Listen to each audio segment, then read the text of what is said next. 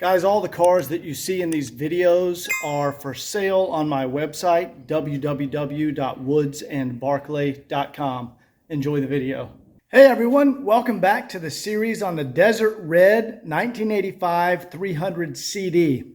So in today's video, one of my techs, Kevin, is stopping by the shop. You've probably seen him in several of the past videos on other cars. Kevin is an outstanding Mercedes tech, and he comes by and helps me on projects every once in a while. So today we're going to focus on the vacuum system. Now, as you know, on these cars, your vacuum system controls your engine shutoff, your climate control, and your door locks. So we're going to go through that system and make sure everything is healthy and in good shape. And if we have time, maybe later in the video, I might get up to the engine compartment and do a valve adjustment. Now there's one more thing I want to show you guys. I got the wheels back from the powder coater. Check that out, guys. Beautiful original Bundt wheels, freshly powder coated. Those will last a very, very long time and hold up better than painting. We also have the new Uniroyal Tiger Paw tires installed, fresh back from the tire shop. Now, you'll notice the center cap is missing. Well, I went down to RBM Mercedes of Atlanta and picked up some genuine Mercedes center caps. And here's your part number, guys. 107 400 0025. I'll just show you how to put one of these on. Then I'm going to go ahead and put them on the rest of the car before we get into the vacuum system portion of the video. And these just have like a spring-loaded ring around the back. And you simply pop them in there.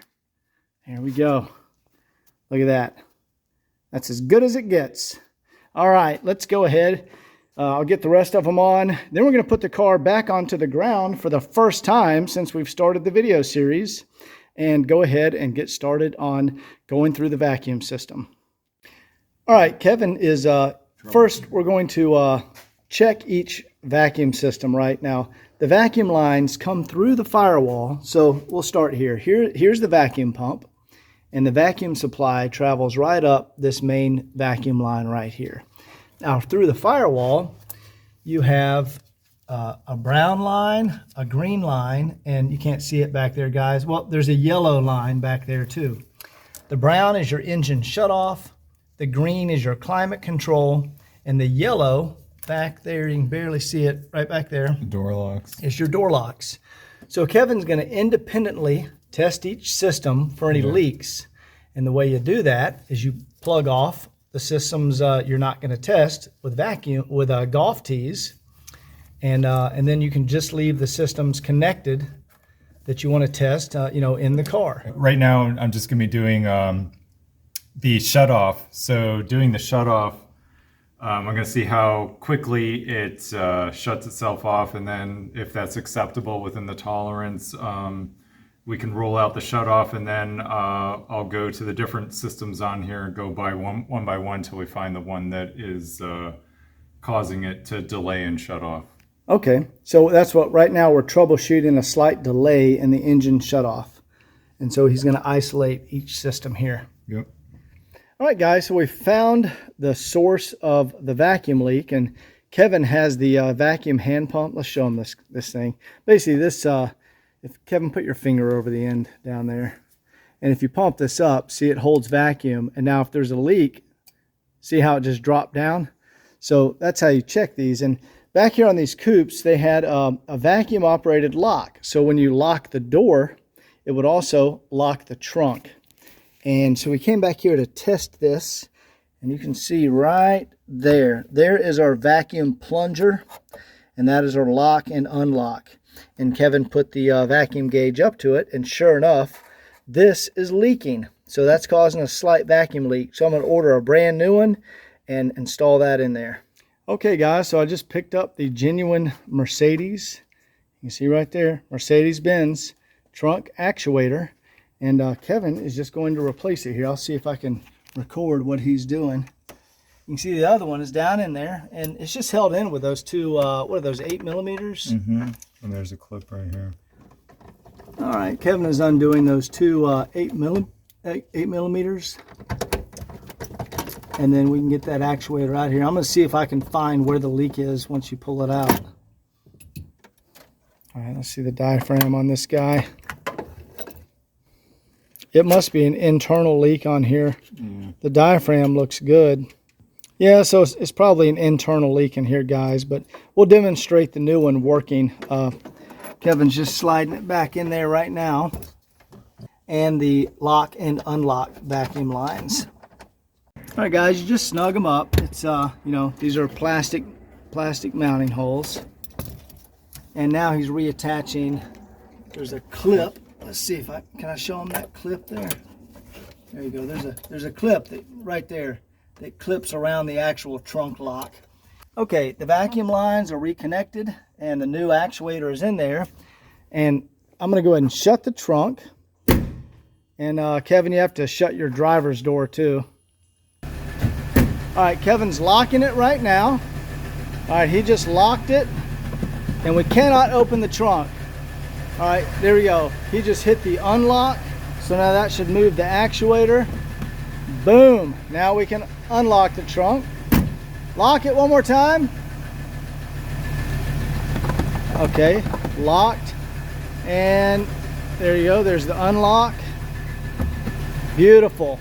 We now have vacuum operated lock and unlock on the trunk. Now, let me check the fuel door, Kevin. So the fuel door should behave the same way. Right now, the doors are locked and we cannot open that. Now, if he unlocks it, all right, there we go.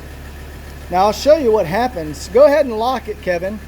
When he locks it, that little pin slides through there and goes right into here. Okay, unlock it. And then you unlock it, the pin retracts, and that's also vacuum actuated. And all this is working perfect. Right now, I was inspecting the antenna, and this antenna has been replaced. And I went back here and took a look, and it was actually replaced with a, there you go. There's just a shaft right there. There's no antenna because it probably broke years ago, and they just replaced it with a manual antenna. Now on the shelf, I keep a stock of original Hirschmann antennas. And actually, here's one right here. Let me cut it open and show you guys. And you can see I was stocking this one. This is for an 85300CD or 85300D. This is the real thing. Okay, here we go. This is the original Hirschmann antenna that came in this car. This is with the original antenna mast. Also, the original wiring harness and our correct grommet and mounting screws. That's exactly what was shipped in this car from the factory. And like I said, I keep this stuff on the shelf for when I run into situations like this. So Kevin's going to go ahead and pop out this manual antenna, and then we're going to put back in our original Hirschmann, and we'll be back in a minute once it's ready to be tested. All right, you can see Kevin has the inner fender liner removed.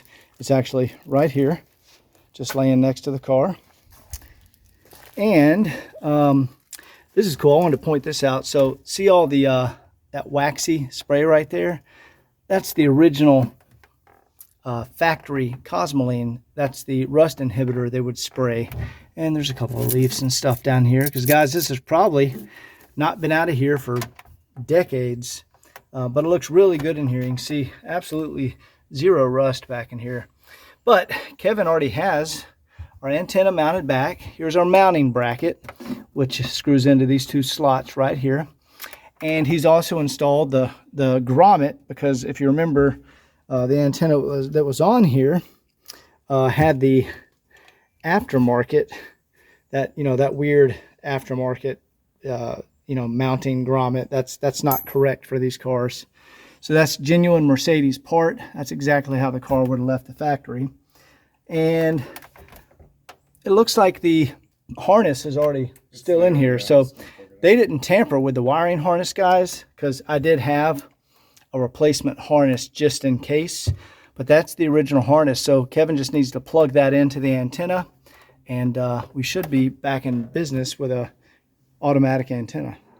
All right, guys, so Kevin's going to apply some power here. And notice there's an antenna switch on the dash. So he has the antenna all the way up, And let's go ahead and tune in to Rock 100.5. Oh, it already came up. That was quick. There we go. All right, let's go ahead and put the antenna back down, Kevin. Beautiful. That works excellent. Now let's turn it on and check, see if the manual control works. I'm doing the manual control now. It works. Awesome. And let's make sure we get a signal on the radio. Yeah, look at that. It works beautiful. Yeah, it's super smooth. There it is. Yeah, let's see if we get a signal on the radio. Here, I'm going to shut the door so that buzzing will stop. Oh, there we go. All right, we got rear speaker. Let's roll that. There we go. Had to adjust the fader. And we got front speakers. There we go. Mission accomplished. And there we go, guys. Kevin has the inner fender liner back in. And the original Mercedes grommet, the original Hirschman antenna, all working exactly how it left the factory. All right, Kevin and I are back in the car, and we were just checking the clock, and the clock is not ticking. So I want to take out that clock, and the reason they stop is because there are two capacitors on the back of that clock that have to be replaced just due to age. And I'm going to go ahead and resolder in new capacitors, and that'll fix the clock. Now, while Kevin is removing the gauge cluster for me to do that, I'm going to go ahead up to the front of the car, and I'm going to start a valve adjustment. So I'm going to start removing all this because we're going to take off the valve cover, do a valve adjustment, make sure everything is within spec. Oh, actually, before I start the valve adjustment, I want to go ahead and do a new hood pad, because I can see this hood pad. See, it's a little floppy right there and right here. But also, this is actually a California model hood pad. The California models, you notice on the Federal models, I have the air cleaner housing removed, and the turbo is underneath the air filter housing. So they don't require this heat shield here. The California cars, the 85 model only, has the air filter over here, and the turbo actually sits up high right here. And so they put a heat shield right there. But that's incorrect for this car, and it's also coming down. So I'm going to install a correct 49 state Federal 85 hood pad. So let's go ahead and do that. All right, guys, as you can see, I have a blanket down to protect the engine. And yeah, this hood pad, they didn't use the proper glue when they put this on. And yeah, normally you have to scrape them off of here, and this one's just coming off. It just wasn't done right when it was installed, and that's okay. I see that a lot of times. Sometimes guys just don't know how to install them. We're going to fix all that. You just use a little paint scraper to scrape off any of the old pad. Now, guys, you don't have to get this perfectly clean. See, like here's some old hood pad, here's some old glue. You don't have to get all that off, just the big pieces, because the glue that we're going to use to reattach the new hood pad, it works over any of this. So you don't have to get too OCD about how clean you get it. See, we're just getting off all the big chunks. You don't have to go crazy trying to scrape off every last bit of glue. All right, guys, we have the correct hood pad here, and you can see there's no foil. It actually goes on like this, and you can see there's no foil on this one. This is correct for this car. Now, you want to pull your blanket all the way up so you don't run the risk of dripping any glue. Now, let me show you the adhesive you use. It is called, it's made by 3M Super Trim Adhesive, and the part number is 08090. You want to use half the can on the hood pad and half the can on the hood.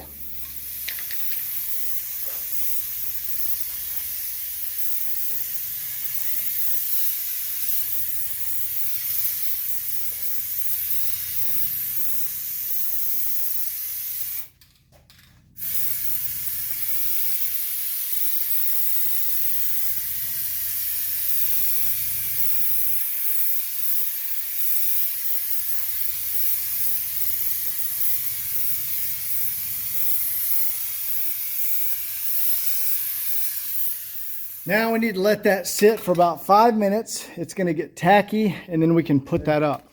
So guys, right here on your hood pad, there's a notch. And that notch you line up right there in the hole. That's the center. So the way you do it is you come up, we're going to attach it in the center. Hold on a second. Sure. I'm going to attach it right here in the center and then rub it down the middle, right? And then out to the sides from there. Otherwise you'll get wrinkles and creases. So, hold on one sec, Kevin. 1 second. I'm going to attach it right here in the center first. Okay, now I need to go down the center first. Now let's just make sure it's lined up. Okay. There we go. Now we work our way out to the edges from there. All right. Here, can you brush down, like, yeah. All right, now I'm going to come over. Tuck down here. Yeah. Do you have a plastic tool or something we can get in there? It's great for. Yeah, because we're all the way up there at the top. Let me pop this out real quick, Kevin. We got longer on us. And then you got to tuck your edges.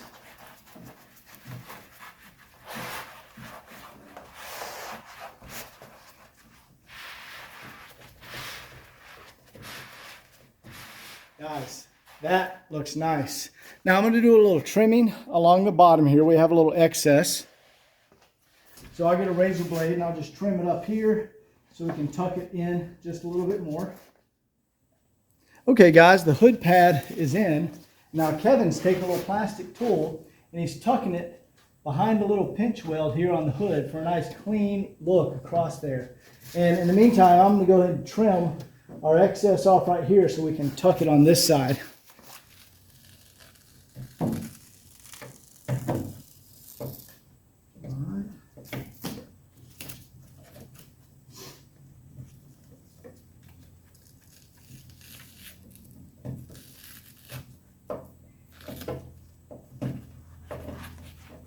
And there you go, guys. That is the correct way to install a hood pad.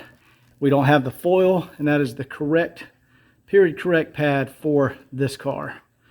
All right, so Kevin will finish tucking it there and then come get this little edge. And then we're going to move to a valve adjustment. All right, before we get into the valve adjustment, I want to show you that Kevin has the gauge cluster out because we're going to repair the clock. And you can see all the original insulation back there. I don't know if it's ever been out of the car before. And then down here, he removed this lower panel. And the reason is, right there, we wanted to inspect our cruise control module. And Kevin, I think this one has already been replaced. Yep, right there. See, it says Programma. They're down in Florida. So at some point, a previous owner already changed the cruise control module, so we do not need to put a new one in here. That's a very common item to replace, but that one has a rebuilt one already installed. So let me go ahead and show you the clock. How's it going up here, Kevin? It's good. It's done. Here we go. Check that out. Nice and tucked all along there. All right, so over here on the bench, we have the gauge cluster, and you can see we've actually already removed the clock. Now, I've already, right here, I removed the hour and minute hand from the clock. And here's why the clock stopped working. Right there. See those two capacitors? Those, they drift out of value and they cause the clock to stop ticking. Now, those are 25 watt or, let's see, 25 volt, 100 microfarad. I think these are 16 volt. Yeah, the ones on the car, 16 volt, 100 microfarad. But the voltage is not important. The microfarad is what's important. And here's the replacements I put in there. These are 25 watt. There we go. See if you can see that. There you go. 25 watt, 100 microfarad. And I just, so I got to take this apart, remove our little clock assembly here, unsolder those. I got the soldering iron, and put in our new capacitors, and our clock will be back in action. All right, guys, while I'm starting on the clock, I'm going to record that. That'll probably be a little more interesting to you guys, but Kevin is going to start on a valve adjustment. Now, to do a valve adjustment, obviously, this valve cover has to come off, and we're also going to replace all these diesel return hoses. I don't know what brand that is, but it's some aftermarket brand. I'm just going to get that out of here. The correct diesel return hoses, this is from the Mercedes dealer. It's like gray with an orange stripe on it.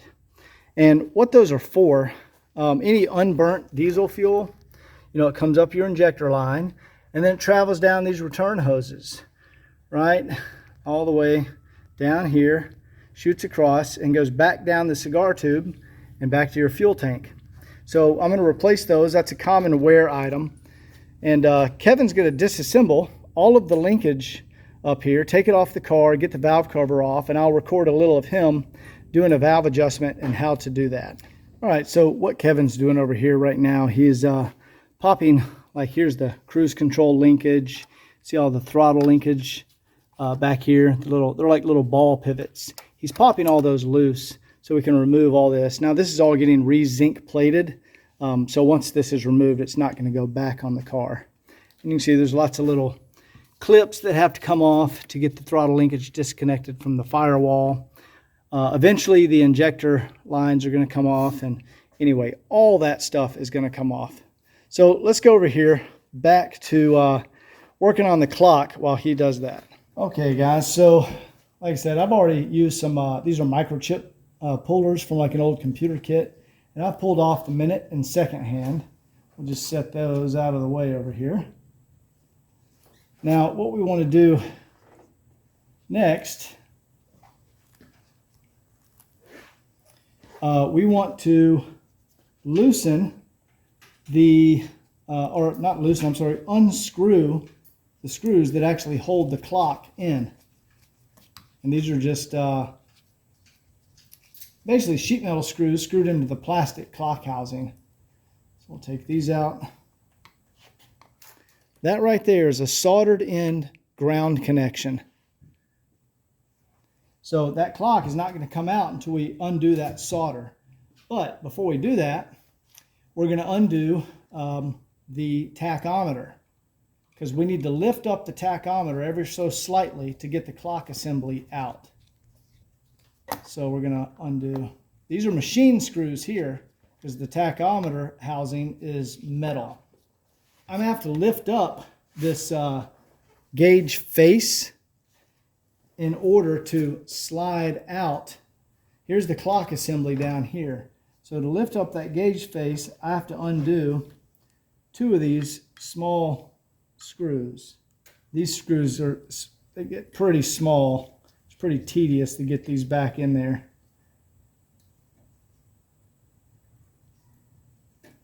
All right, there we go. There's one.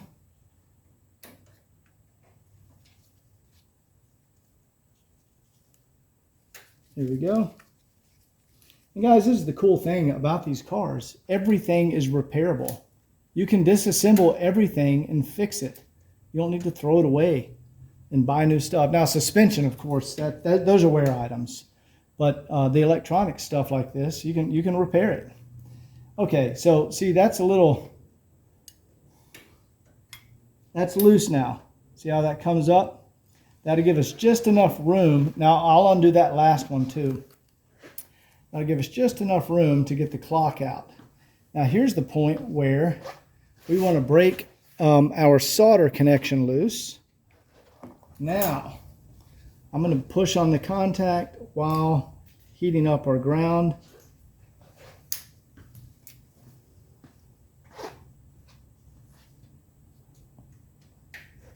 There we go. The clock has just pushed through and the ground just came through.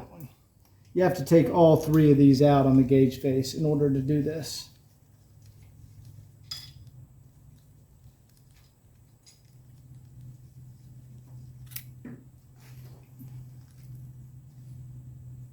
All right, there we go. Now, watch this, guys. I can lift up this gauge face ever so slightly and pull out the clock assembly. Here it comes.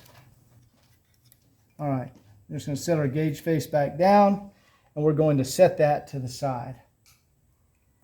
All right, here's what we need to remove. Those two capacitors. Now on the back, there's this foam pad. So I always like to take the foam pad off. Oh, you have to take it off, but I'm going to take it off, and then I just slide it back into the clock. All right, there we go. So these two capacitors have to come out, and you can see there's solder points back here. Now notice there, see there's a negative here and a negative there. That's your negative leg that you solder back into the circuit board. So I'm just going to heat up these solder points, pull these capacitors out, and I'll be back in a second. All right, guys, you can see the capacitors have been removed here. Here you go. There's one there and one there. Now, what we want to do, we want to look at our new capacitors, right? Now, your short leg is your negative. See, it says negative right there. And negative is the short leg. So, when you put these back through here, you got to remember, negative is the short leg. So we're going to first put the long leg there.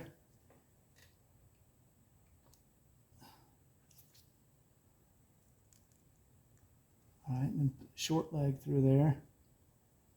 All right. Now, always confirm this. There we go. There's the short leg, there's the long leg. The short leg is through the negative. Now, we're going to go ahead and just put a bead of solder on there. You literally just come in here and just barely touch it.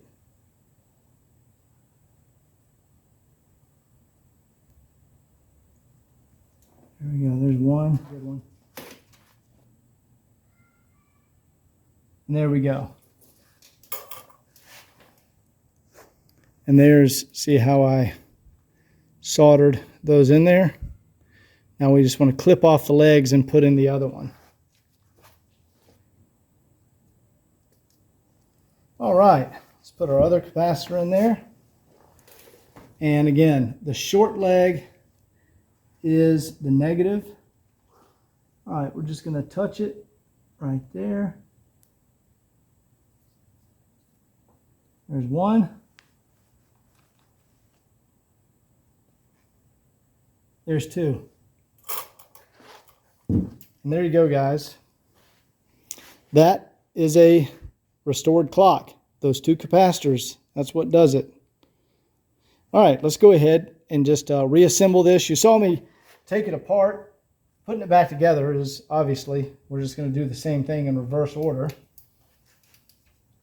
What is important is this little foam pad and the ground. So I'm going to show you that much.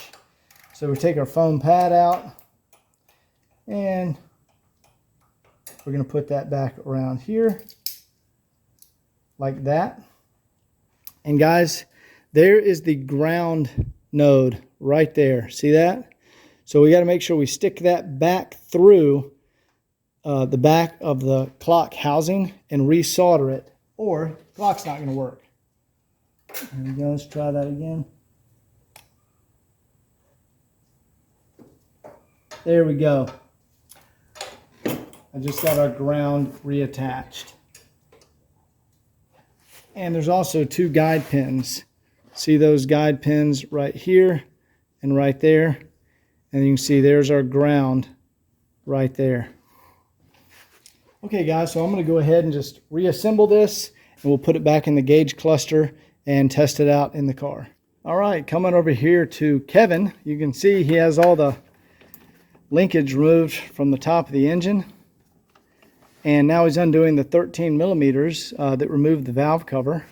There's 1, 2, 3, 4, and then we'll be able to see the top end of the engine. And here's all that linkage that he's taken off the car, and you guys are gonna really like what the new zinc plated stuff looks like. All right guys, Kevin, while I was fixing the clock, has the valve cover removed.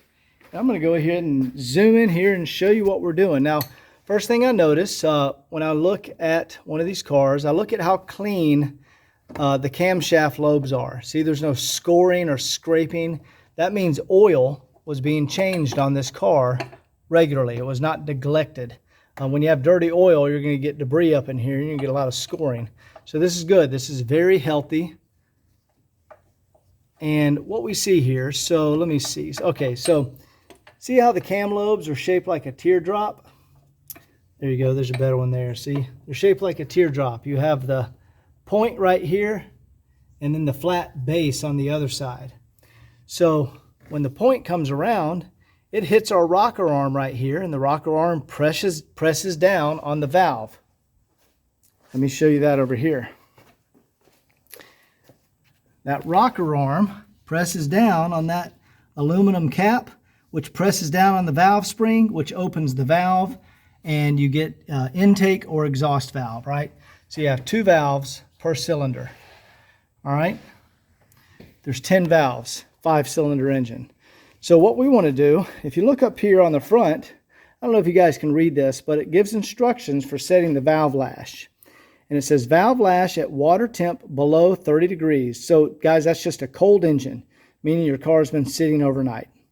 The intake valve should be 0.10 millimeters, and the exhaust valve should be 0.35 millimeters. So, for example, this is my 0.35 millimeter feeler gauge. That's the gap that should be between the base of the cam lobe. So for example, that's a base right here, the base of the cam lobe and the rocker arm. You can see the rocker arm right here. So this one is actually already in the correct position. You want your cam lobe to be pointing at about the 1 o'clock position. That means the base. These dots here. Yeah, there you go. There's a good, see that dot right there? If your cam lobe is basically in alignment with that dot, that means you're on the base of the cam lobe. So, Kevin, what is this one? This is 1, 2, 3, 4, 5, 6. So on the front of the engine, you have exhaust, intake, intake, exhaust, exhaust, intake. So number 6, 1, 2, 3, 4, 5, 6 is an intake. So an intake is 0.10 millimeters, right? So that means this feeler gauge, 1, 2, 3, 4, 5, 6. Ah, look at that. So see how it slides right through there? Now, if it needed adjusting, it's got a little bit of drag, so that's perfect. And what happens after every 20, 25,000 miles, these will tighten up a little bit and you have to readjust them. So this one's good. We don't need to make an adjustment. So the next one looks like 1, 2, 3, 4. That's almost up to the 1 o'clock position. So we're going to turn the crankshaft and rotate that cam lobe to the 1 o'clock position. And what's number 4? That's an exhaust. Yeah, there we go. Exhaust number 4. So that means that's going to be our 0.35 millimeter. So Kevin's actually going to rotate the engine, and we're going to watch that cam lobe. Keep on going, keep on going. A little bit more. You're like almost at 12 o'clock. Keep on going. All right, a little bit more. You're about 12 o'clock. A little bit more. There you go. You're about 1 o'clock. You can go a hair more if you want. There we go. Perfect. We're at the 1 o'clock position. So I've got my 0.35 millimeter, and that should slip right in there. Oh, that's perfect, man. So my guess is that the previous owner probably recently did a valve adjustment on this engine. So those two are good. Yeah, feel that one. It's a little on the loose side. It's a little. It's okay. But there's a slight. There's a slight drag, so I'm okay with that. I think that's good. Yeah. It's always better to be a little loose than tight. You never want to be tight. If you're a little loose, you're fine. So anyway, Kevin's going to rotate the engine. So like, for example, the next one, number 2 right here. See, that's about to be up to the 1 o'clock position. And number Number 2 is an intake. So he's going to rotate the engine. And we're going to go through. Kevin's going to check all those. And if he finds one that needs adjusting, we'll start recording again. All right, guys, we got to number 8 here. And Kevin's got, that's an exhaust. And Kevin can't get the feeler gauge in there. That means this valve needs adjusting. So what we have here, guys, you see there's a aluminum colored nut on the top. And then right below it is a black nut. Those are threaded on to the valve stem. So what we want to do, we want to crack those loose because they're locked together right now. And then we want to take that nut on the bottom and we want to turn it clockwise, which will move it down the valve stem a little. Then we're going to follow it with the nut on top and move that one down the valve stem. And that in turn is going to open the gap right there between our rocker and our cam lobe. And we're talking about very subtle movements here. So let me show you. Here's my valve adjustment wrenches. We're going to get in here. We're going to put one around that bottom nut, one around the top nut. I'm going to go counterclockwise with the top nut and clockwise with the bottom nut. That means they're going to break loose, right? There we go. They broke loose. Now I want to spin that bottom nut down. All right, so I'm going down. Now I want to follow it with the top nut.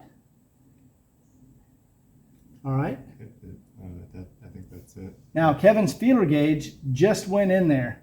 Is it dragging just a little bit? You could probably go just a hair more. All right. There you go. It's A little loose. a little loose. All right, watch this. Now try it. Yeah, that's about slick. Perfect. Yeah, perfect. Okay.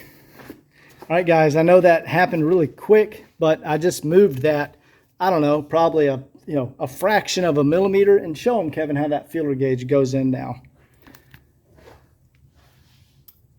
There we go. Just a little bit of drag, so that gap is 0.35 millimeters. All right, we're going to keep on going, and when we're done, we'll let you know which ones we had to adjust. Okay, guys, I temporarily have the gauge cluster just sitting back in the car. Still need to hook up some lights and stuff. But I have the clock set at basically the 12 o'clock position here.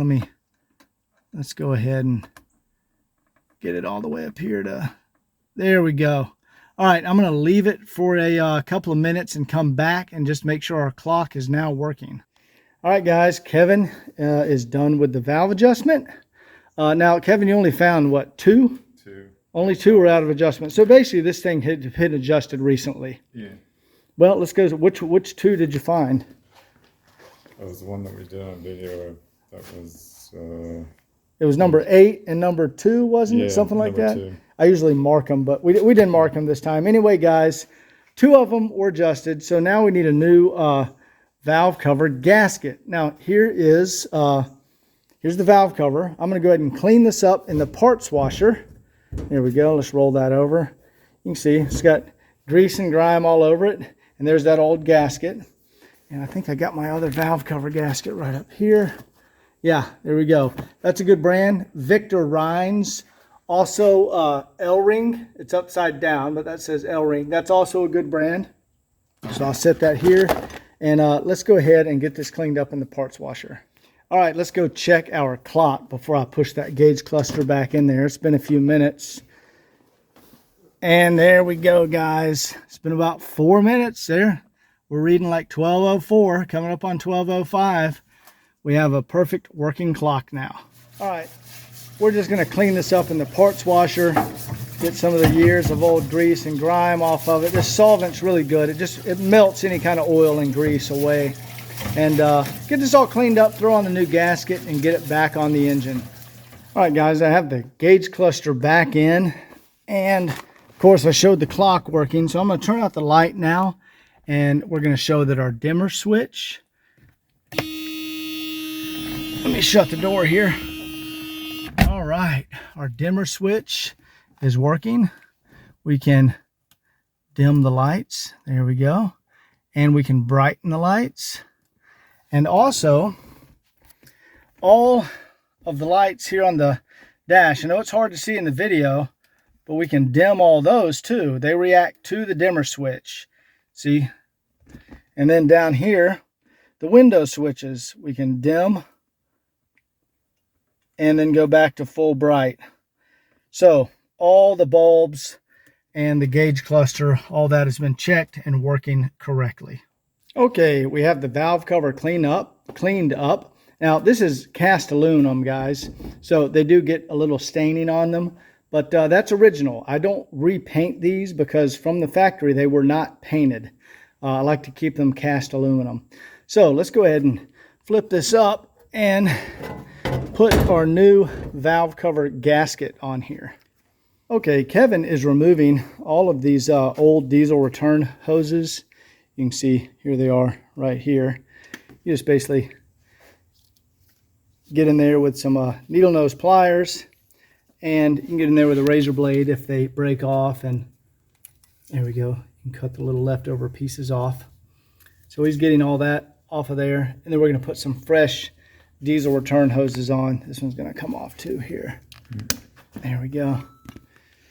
All right, Kevin has the new valve cover gasket installed. Show him what this looks like, Kevin. There we go. And we're going to go ahead and get this valve cover back on the engine. Let's see, I'll hold these lines out of the way. Okay, got the valve cover back on. Now we're going to, we'll show you how to install like one of these return hoses, and then we'll go ahead and knock out the rest of them. All right, guys, here's the some of the return hose. Now, when I initially attach it, I just put a little squirt of motor oil right there. And that just makes it go on the nipple a lot easier. You can just press it down on here. All right, here we go. We got that one on there. And then we just want to kind of measure it to length here, which is about, it runs through a little clip on the back of the cruise control mounting bracket. It's about that long, right? Yeah. And then I'll just put up here on the valve cover, make a little slit in it, and just press straight down, and it'll cut right through there. And a little oil on this end. The oil just helps it slip in there, guys. And we'll just put this here. There we go. And it slides right on there like that. So we got to go down the line and replace the rest of these, and you know, just cutting them to length. I'll do one more for you guys. We'll just put it.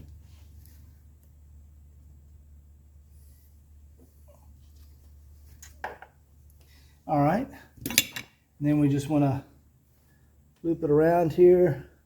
We want it probably about that long. So I'll just grab it there and we'll cut it to length.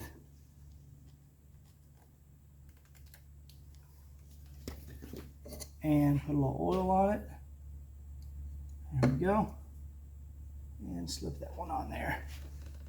And there we go, guys. We got to do that all the way down. So we'll come back in a minute when we're finished. And there we go. We have all the diesel injector fresh hoses reinstalled. And notice this middle one here, you loop it around here and then it comes down and clips in here. That way, here's where your throttle linkage goes. That way it doesn't get caught in your throttle linkage. That's important. And then we also have the little plug in the back. And that is all finished. So we covered a lot of random things in this video. That's it. I hope you guys enjoyed it. Now stay tuned for the next video. It's one of my favorites. I'm going to re-zinc plate and refinish the engine compartment. And then after that, it's over, let's see, to the alignment shop and then over to Scott for detailing. And we'll do the test drive and walk around video, and this car will be ready to go. So a few more videos to come. Hang tight. We'll see you next time.